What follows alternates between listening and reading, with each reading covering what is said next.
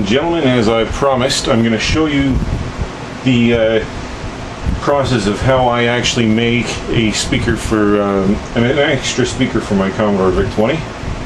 As you can see, I've got a user port interface here, and I've taken a regular RCA cable for regular stereo speakers.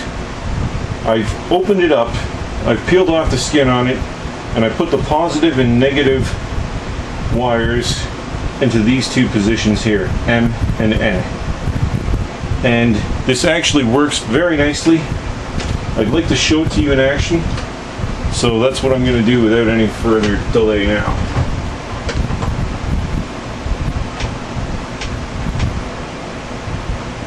It works through the amplifier of the 1084S monitor. It would work through a receiver or any kind of monitor for that matter. And of course, you need an amplifier program, which came with the reference guide.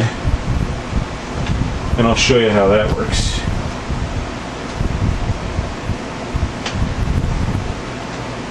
Once I get it loaded in here.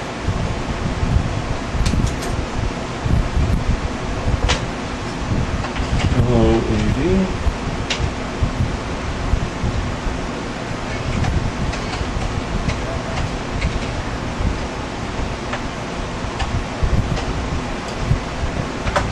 There it is, working as usual. We type RUN.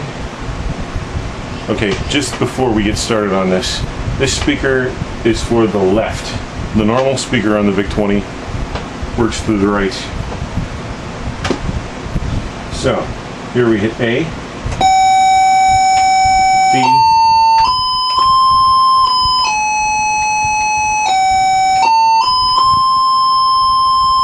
E to end.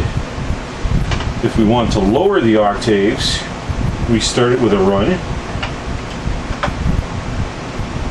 We lower it just a little bit and the A sounds different.